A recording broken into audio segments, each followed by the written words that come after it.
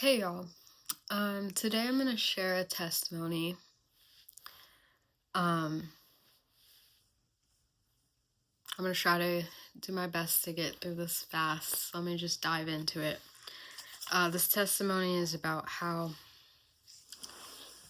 God restored my femininity.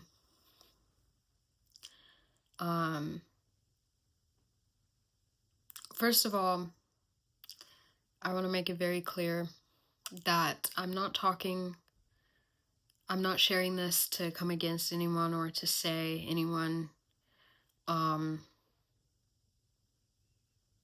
is in the wrong or anything like that. This is a personal thing where I realized there was an identity or an aspect of my identity that I had taken on that had adverse effects.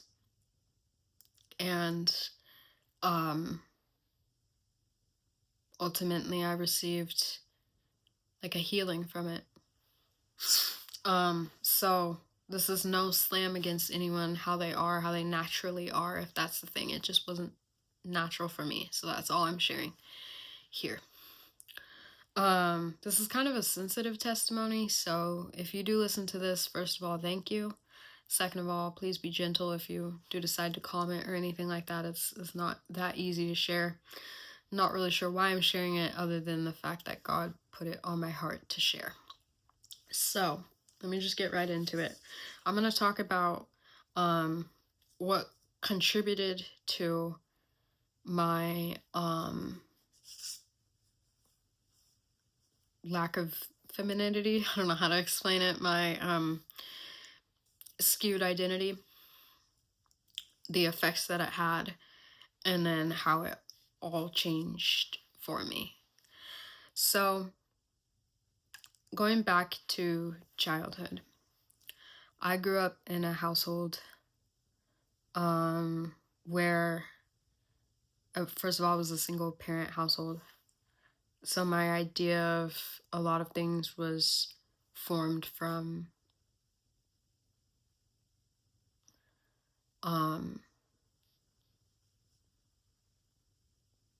how I saw the people in my household behave, That's the best way I could say that. And when I say people in my household, I mean both my immediate family and then like extended family, which was mostly just women, right? And that kind of sculpted my idea of what it means or looks like to be a woman, right? To be a girl, a lady. So, what I saw, not to be stereotypical, but I kind of saw like the independent black woman who don't need no man type. That wasn't my that wasn't my, immediate household kind of vibe, but that was a lot of what I was around. So there was a lot of, I suppose, that sort of attitude. And honestly, along with that, a lot of kind of maybe bitterness and like just strength that didn't seem like it was coming from a place of a genuine place. I'll just put it that way.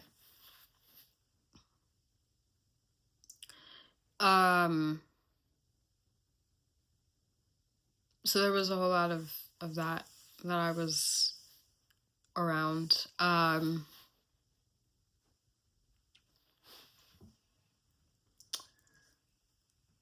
Sorry, this is a little bit harder than I thought it was to explain.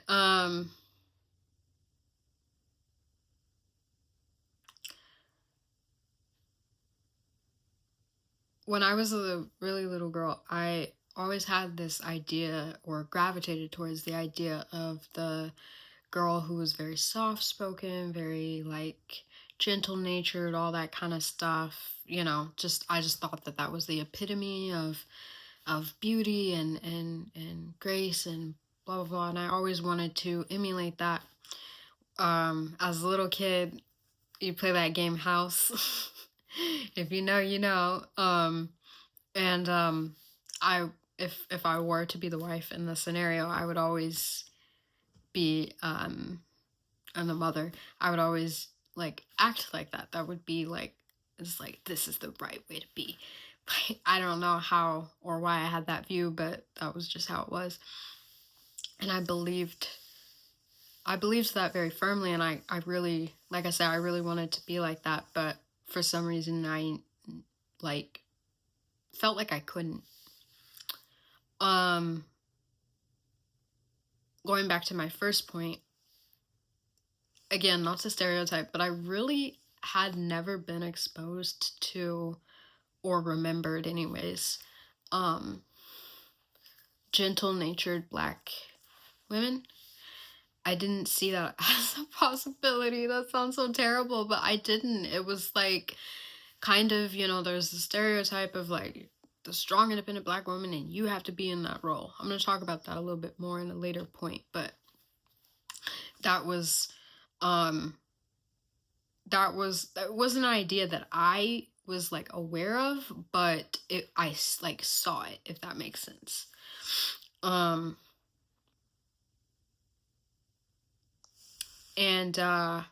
So I kind of already was not feeling that vibe, but what do I know?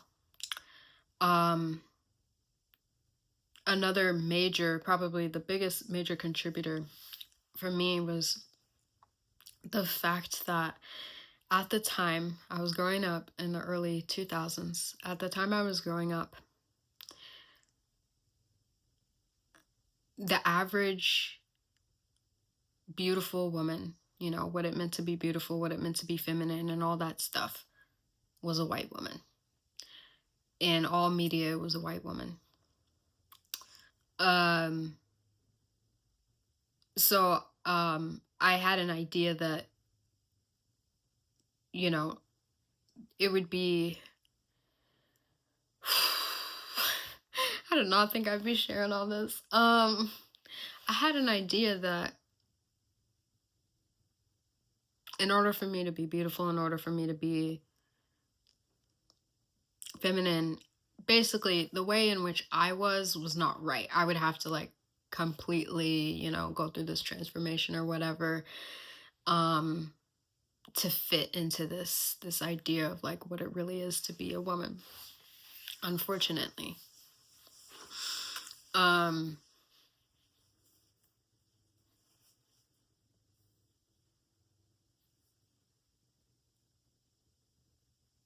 so that was kind of my internal dialogue, not even realizing that it was like something that was like not right. And so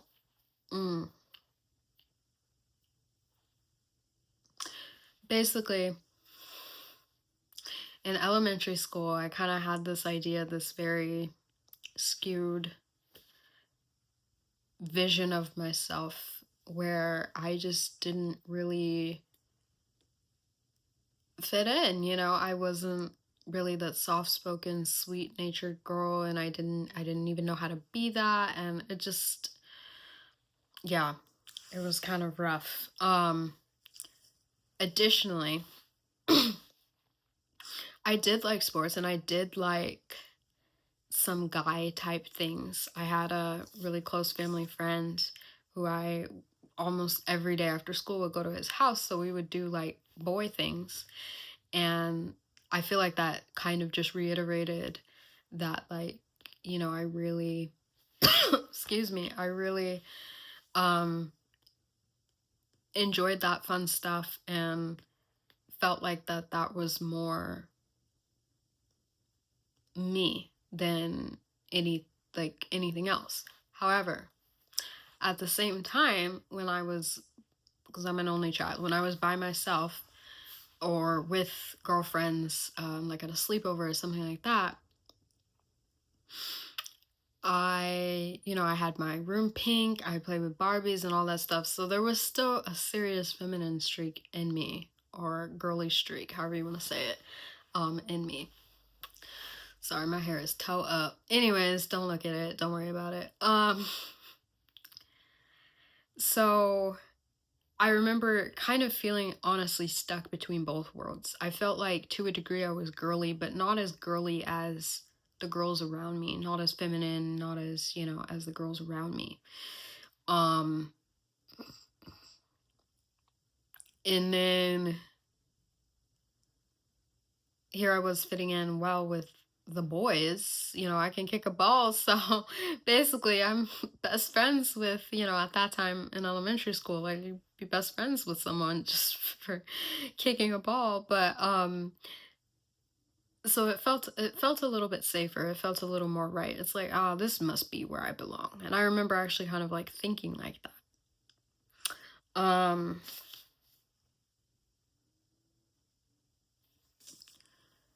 Fast forward to, I think is trying to think if there was any other defining points in elementary school. Oh, yes, there was. So, towards the end of elementary school, oh God, I started to develop early, kind of like go through puberty, which that's early, to be in elementary school and to go through that. And so I already was feeling a little bit some type of way towards myself. In addition, now I've got this body that it's like, no, you gonna like this, whether you like it or not, this is what you are.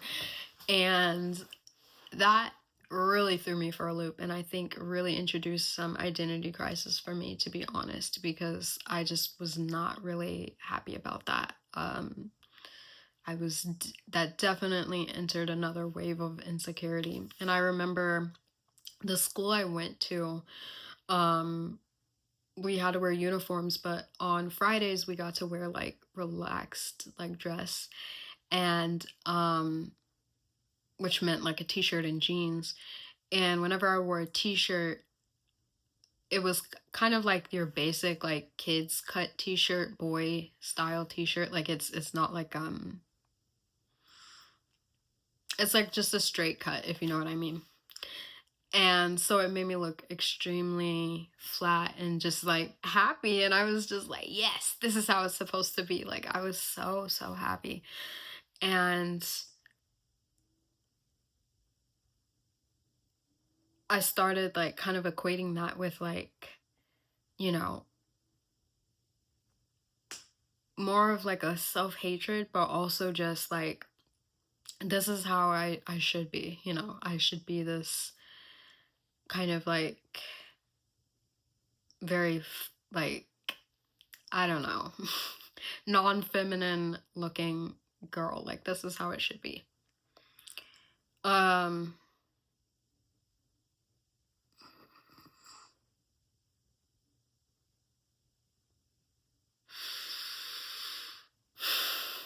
so fast forward to, I don't remember if it was elementary school or middle school, but I remember the first profound time that I really like felt what we'd call dysmorphia, body dysmorphia, was oh yeah, I think it was elementary school. I was climbing a tree with my friend that I'd always go to his house.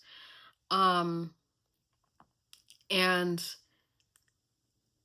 make no mistake that like I would like be like a guy with him, but then like I said, I'd go home and then I'd be like girly. But then also like some of the stuff that I would do, like I get like scolded for or whatever, it'd be like that's not ladylike, don't do that, like don't be climbing trees, you're getting sap in your hair and all this stuff. I'll never forget that.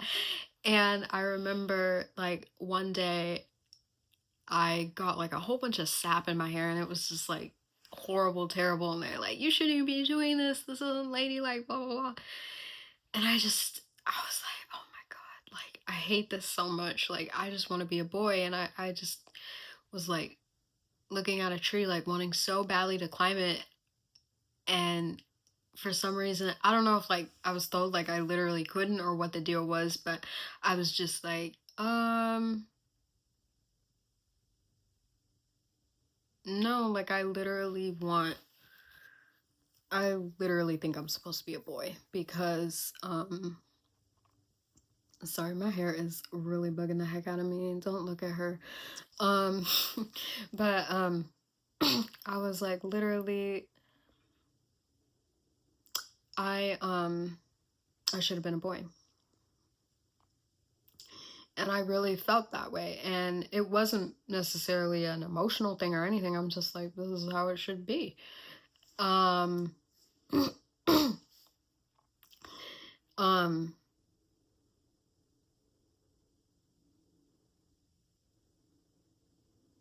and now that I'm thinking about that, when they would say like the people around me, like my mom or like my friend's mom or something would say like you shouldn't even be climbing trees, blah blah blah, like um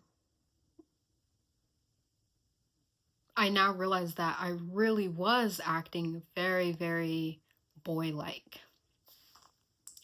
There was a time in middle school, we're fast forwarding now to middle school, where I don't really remember too much of it being an issue, like my dress and stuff. But and like how I oh no, yes, I do. I lied. Okay, I'll get to that. But I remember one day I dressed up for like what was called these oh my gosh, these spirit days that we had at school, where you dress up as a like whatever the theme was. And I dressed up and I had this whole like boy outfit where I had slacks on, I had suspenders on and like a button down shirt, and I think I also had a tie too. And I loved it. But my mom said something about like my outfit, and um I remember it was kind of, yeah, it wasn't the nicest thing, but it wasn't like coming from a mean place. She was just trying to say like don't be dressing like that. But I was like, I don't see any problem with it. Like, I'm here for it, you know? So it didn't, I just remember it being like something that really like echoed in my mind, that it was like, why is that an issue? And is this even an issue? Should it be an issue? Whatever. Um, and at this time, I'm still feeling basically all the same feelings. There was another really highlighted event where it was a back and forth with church, going to church, because my mom wanted me to wear a dress or a skirt or something, you know. She believed in the whole Sunday best thing. And I just was not comfortable. I got to a point in elementary school, I think I still liked dresses, but by middle school, I hated dresses. I was like not for dresses at all.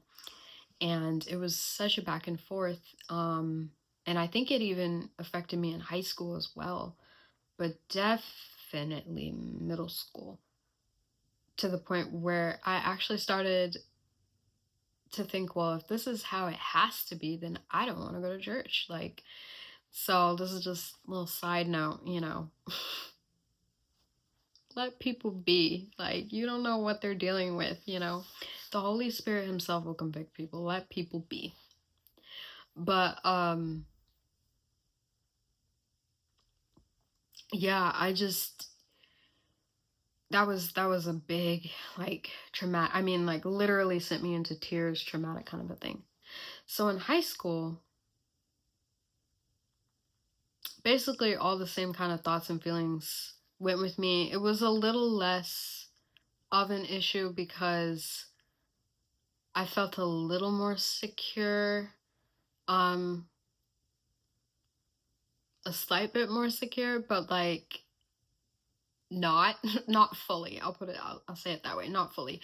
um And there was something that happened that I can't remember, that it was like, oh, so that family friend that I was talking about, I went with them to do a like old-timey photo. I think this was in high school. If it wasn't high school, it might have actually been early college. I'm not sure. But somewhere in there. I went to do like an old-timey photo. If you know what that is, it's like the Old West photos where you dress up in the Western, old style Western regalia and you take a picture. And I remember absolutely breaking down because I did not want to put on a dress. I did not want to.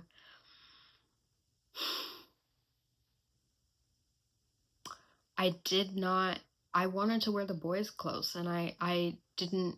I wanted to ask, but I felt like, oh my gosh, how am I going to be perceived? You know, they're going to judge me, blah blah blah, and I just couldn't handle it. And it took everything within me not to like go into full panic mode. I did start to like, I think my eyes started to well up and everything, and I remember how I felt, and it was just awful. I felt horrible. I felt terrible. Oof. Anyways, so around that time, I started to really embrace this idea of myself that I was kind of this um less than feminine woman, and just be like, you know, however, um kind of tap into the more male side of me, I guess. That sounds kind of weird. Um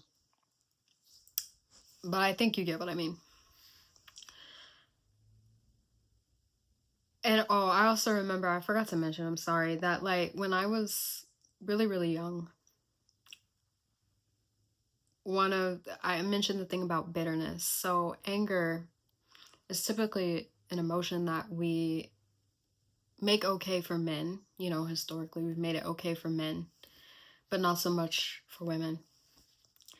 And so when we see that, we kind of equate it to like a very masculine way of being. And I took that on, like by giving in to such a spirit of anger. I had such a spirit of anger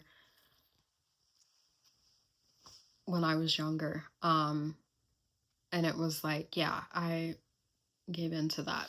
And I feel like it like fed this identity even more, if that makes sense, because it was just like, I mean, I was just like, whoo, you know, like ready to go, you know, like what?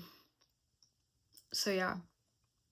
So as I got older, now we're reaching like, you know, adult age, 18, 19, somewhere in there. I'm feeling all the feelings that I still felt. And now I'm met with um hearing the ideas of like strong independent black woman who doesn't need no man, for myself. Um and that wasn't actually as big of a thing as was the idea of like kind of this hustle grind culture, or you just focus on your 9 to 5, just get that career, get that bag, blah blah blah, like kind of what people are still saying nowadays. Which yeah, this was around the time when that started to become a thing, that I started to think, oh right, yeah, I don't need no man, like I just figure it out on my own, blah blah blah. And that fit into it. And then lastly, I think a really big thing was my sexuality fed into it. um or my identity of self, or how I viewed self, fed into my sexuality. I don't know which came first. Maybe they both equally fed into each other. I'm not sure how to look at that, but I know that for sure. I'm gonna just mention this briefly. Like, because of the views that I had of self, it definitely had an impact on how I thought, felt, behaved, regarded my role in being a sexual being. It definitely had an impact on that. And during that time, like, I didn't really think anything of it. I'm like, well, this is how I am. But I always remember, just like when I was a little girl, there was kind of this weird, like, back and forth of like, just for some reason, this label isn't sticking. But it did cause me to think some things about myself. It did cause me to think, I don't want to talk too much about this because it's getting into a different testimony jurisdiction, but it's or I thought, like, yeah, I'm probably this or I'm probably that, and I'll just leave it at that. So I carried this for a while. And it was also important to note that I was also at the height of depression when I when I carried this. I wrote poems about it that I still have to this day, just to remind myself, and it's like, oh my gosh, I was so afflicted.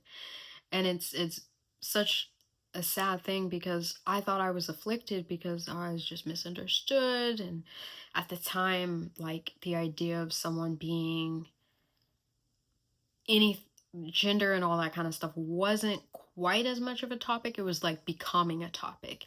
So it was something where it was like I kind of knew a little bit about it, but not at all like how it is now. And I find that so interesting. Like how my life would have turned out if I like grew up now, you know, with these kind of thoughts and stuff. But so I was really having a hard time with like depression and suicidal thoughts and stuff.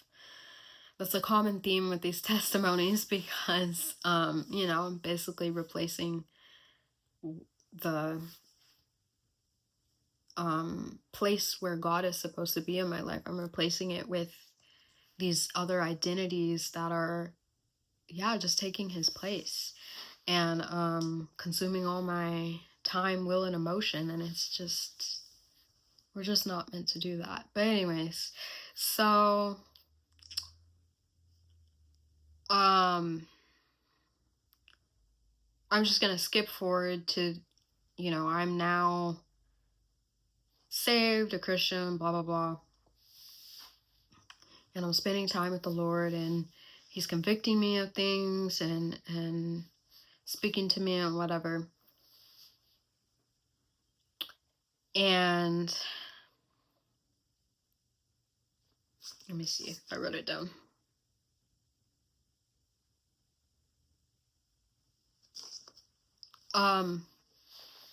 Actually, I'm sorry. Before I get into that, let me just really reiterate the fact that this was a really big thing. This is why it's kind of hard for me to share this, because it was a really big thing that I didn't even realize was a big thing. It was one of those things where I didn't think about it as anything too weighty or anything until I took a step back and realized how much it dictated my view of self, probably the world around me, and you know, my confidence in everything.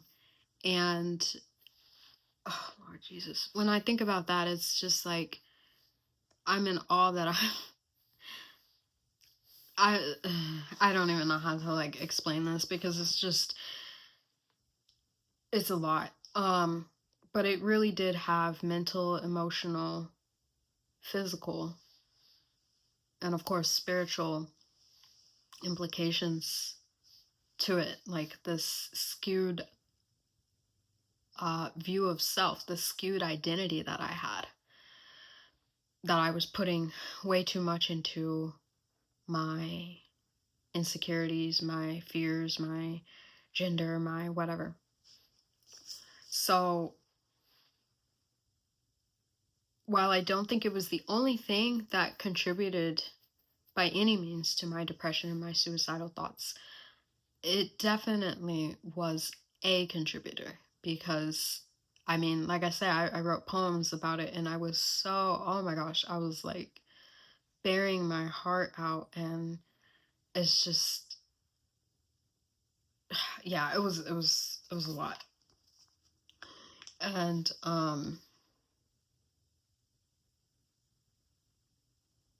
Yeah.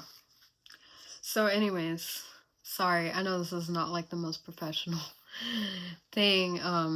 There's a lot of pauses and everything because I'm realizing, like, as I'm telling this, like, this is a lot. This is hard to share. I'm doing this strictly because the Lord wants me to, not because I want to by any means. Um, so yeah.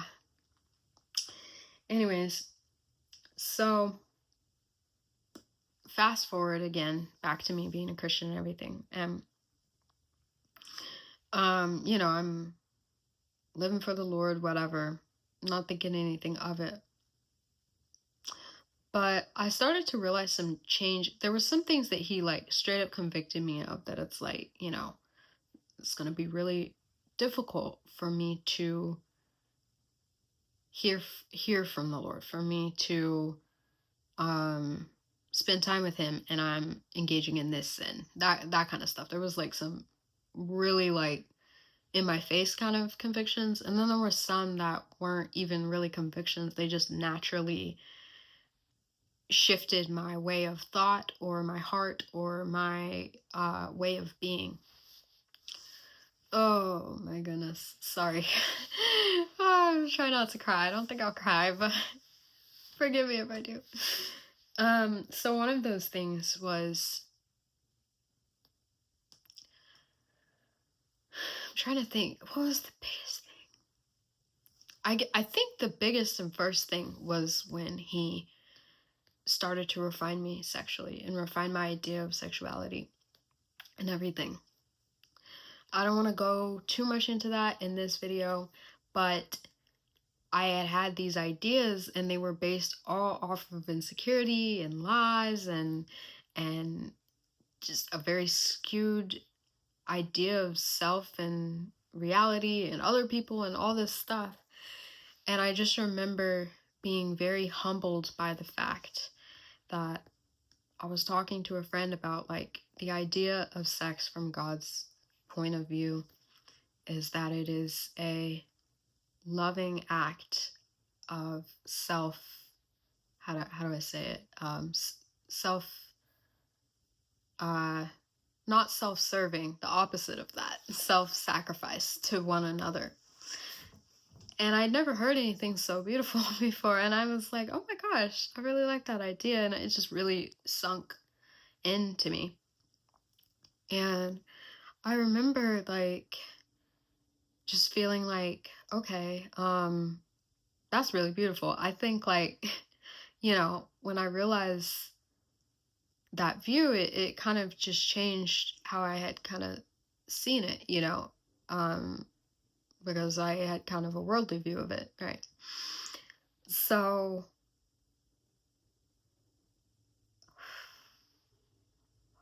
um,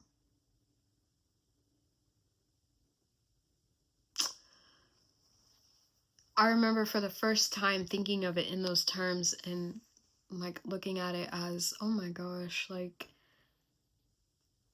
it would actually be such a beautiful thing to be with someone in that way and be vulnerable, and show love and be submissive to one another. And I had never really thought of it in that way before. And actually, to be honest, I think that I didn't fully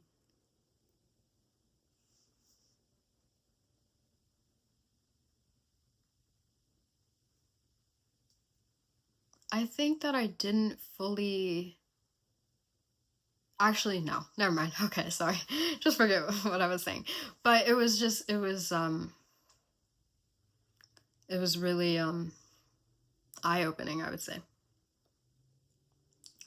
And so there was that really like kind of changed my view a little bit. And then of course the idea of being submissive in general was something that I was like, I'm not the one. Don't ask me about that because I don't know nothing about that. I kind of had that mentality and just the human need to have control. And I know this came after he gave me a promise in 2020. And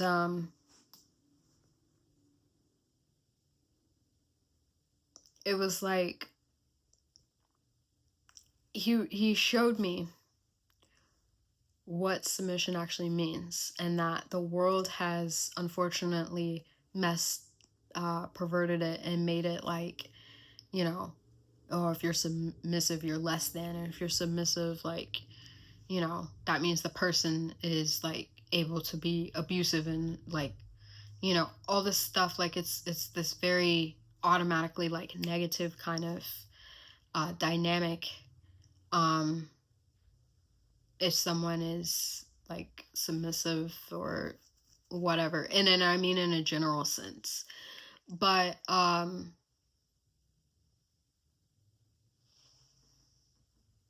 which the reason why I'm sharing this is because in the biblical hierarchy of, you know, how a household is supposed to look, it's supposed to be God, husband, wife, children. And of course I had an issue with that naturally, you know. But I didn't understand that basically how the Lord was showing me, and how I had heard from other people that submission was supposed to look, was how does my pastor says it in a really nice way. He says it like submission is power under control or something like that. And he was sharing that to say, like, there's always a time to be submissive. Like, there's always a time to take a place of humility in a situation. Or there's often a time for that, I should say. And I'm not trying to ramble too much, but basically what God was showing me was that submission shouldn't be something where now you're less than. It's just a role to take. And how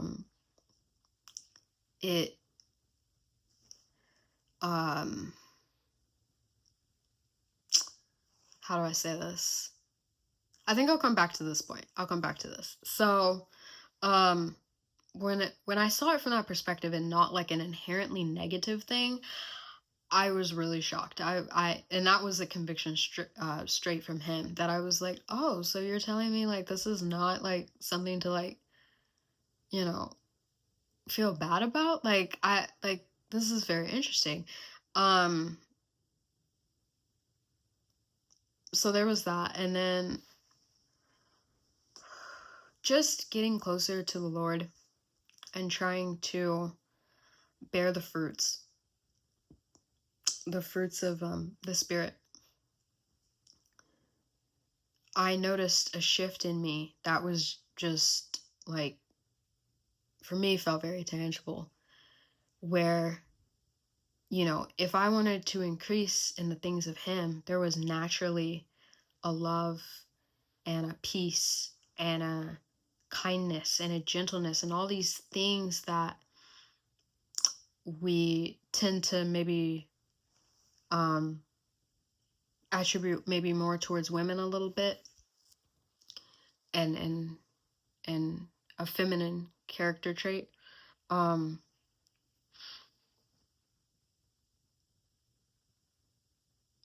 I felt like I just had no choice but to embody them more. You know, like, God's love leaves no room for anything less than gentleness. God's love leaves no room for anything less than kindness, joy, peace, all the fruits of the Spirit. And so it was like the more I grew in that capacity, the less I wanted to hold on to this other aspect of self. And it was just a natural thing where I just naturally had this thing fall off of me. And not only was my mind changed and my heart changed, but even physically I started to like walk with more grace. I wasn't so, I forgot to mention this, sorry, but when I was a kid, I was very much like just your typical, like, just throw stuff, just not gentle, blah, blah, blah. And there was just this gentleness that kind of came over me within all of this, that it was just like, this is the disposition in which I want and need, and like will just automatically take, just because of, I don't know, like this is just how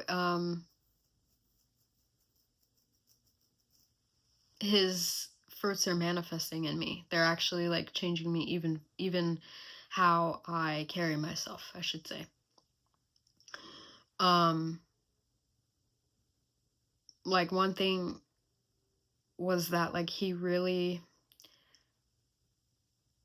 showed me, the Lord, I mean, that you know, it's really hard to like walk with him and to not have grace for other people, and look for ways to give grace, not just when it's easy and convenient. And with that, that's such a gentleness and a sweetness that is just, you know, that goes against the whole like mentality that I used to have of, let's go, let's fight, you know. Like, and so it was just very, it was very eye-opening to me. I'm gonna go back to that point that I said I was gonna go back to. So there's a whole conversation around like the idea of submission, and the beauty in it, and what it really means and what it really looks like. But I should reiterate, I guess, if you're watching this, that by no means am I saying, you know, just be a doormat or go along with anything and everything that people are saying. Absolutely not. However, one thing that was shown to me at a later time was that spiritually there are certain graces afforded to women naturally, and there are certain graces afforded to men naturally. There are certain afflictions that affect women more, certain afflictions that affect men more, spiritually speaking. And when you hop into the role that you're supposed to be in, how do I say this?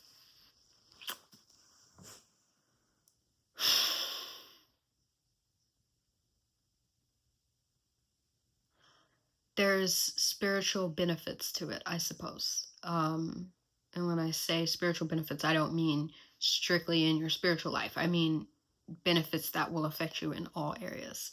I'm going to give you a little example, and this is going to be my last point. So, as he was working this out in me, in 2023, the word that he gave me for the year was to prepare. And I knew he was talking about this promise, and it was like a kingdom marriage promise. But I didn't realize that it also doubled as my time spent with him, my time spent with God. But he was telling me to prepare, and he was trying to, wait, was it 2023? No, I'm sorry. I just lied to you. It was 2024, the beginning of 2024, last year. He told me to prepare, and he really laid it on my heart to research like what it is to be a godly wife and all of that. And while I was doing it, I was taking notes. I'm hearing the idea of submission and all this stuff, and I'm like, okay, like I'm getting it. Later that year, or shortly after that, he told me that I would be moving, and I didn't know when or what that looked like or whatever, and I did end up moving. And without going into too much detail about that, when he told me that it was going to be a time to like basically put what I learned into practice, it was more than one reason why I was moving, but to put what I did into practice and what I was learning into practice. And during that time, I was in a household where I was taking care of someone and living with them. It was a mom and her son. And I got to practice what it was to be kind of that role that I had been reading about and hearing from other women, like this is ideal, this is how it, you should be, whatever, according to how um you know the biblical view of marriage, kind of Proverbs 31 woman. And I was like, in this situation, I didn't it was kind of a complicated situation, but I'll say after the situation, I now realized that had God not spoken to me, had he not pruned me and showed me what it is to be able to be submissive to a degree, be able to keep my temper down and all this stuff that many Christian women say is like a foundation to a good marriage. I mean, I didn't like marry the person. Like, this is not, this was just an example. If I hadn't acted out in this way, in this role that he had shown me how to behave, I would have completely sunk in this situation, because it was one of those things where it was like, it could have very easily went very south. I'll just put it that way. Yeah.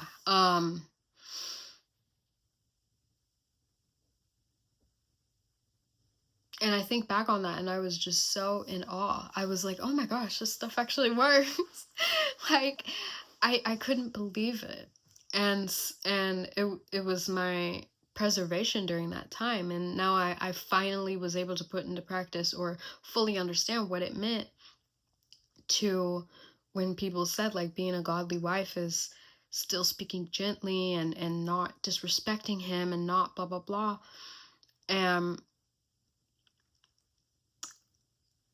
It was just like, wow, that was like the actual practical application of it without like it actually being, a marriage situation. And basically the whole thing of this last point, I swear, is it's a role in which we as women are just naturally by our spirit designed to play. It doesn't mean that you're less than, and if that's the situation, then that's different. But in any situation, in any dynamic, there's always someone that's going to take more of the lead versus the other person. And dare I say, I like to read a lot and listen a lot to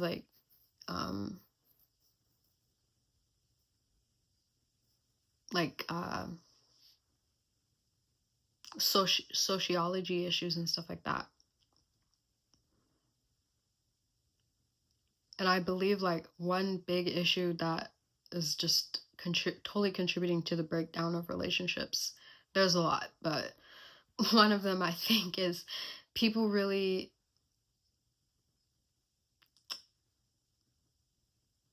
have lost respect, general respect, and know how to be with one another. And we cross these lines that we don't even, and I mean this on both sides, we cross these lines that we don't realize are actually really major, all because we're upset, because we're hurt. Like, we just throw fire back and forth, basically. We're not united, and it's like, well, you're not gonna tell me that. Like, I'm gonna, prove my point or whatever.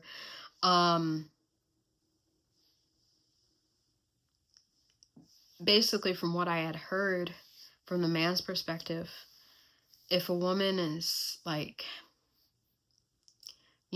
nagging him, for instance, their brain just kind of shuts off. They don't hear it. Like it's not even that they're trying to ignore you, not that I'm trying to make an excuse for it, but just they just don't receive it.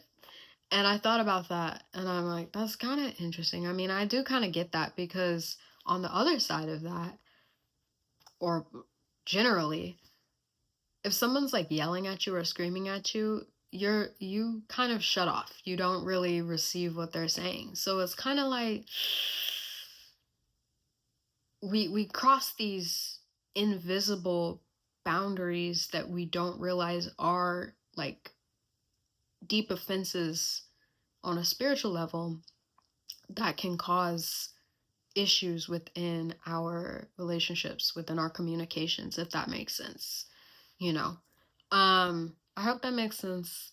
I don't want to ramble too much. I'm done. But oh, I did want to share that since the Lord has restored my femininity and my enjoyment of girly things, He's brought me back to that place where I was at as a little girl of loving girly things and feeling so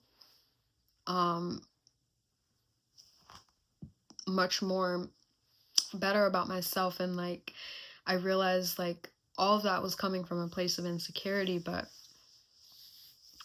now there's my identity isn't coming from self, my identity isn't coming from the world. And like all this video was me talking about taking on these different identities because the world says, oh, you're a strong independent Black woman, oh, you're a woman in 2020 and you don't need to rely on no man, oh, you're a this, you're a that, oh, you're probably just, all these identities that I had taken on, and they just did absolutely nothing for me except lead me to depression. So I stand now a more confident woman, a more secure woman, happier, and just,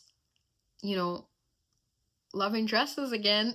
No, but like actually being able to embrace this side of me that I always deep down like kind of wanted to, like I say, wanted to emulate, but didn't think it was for me, I guess. So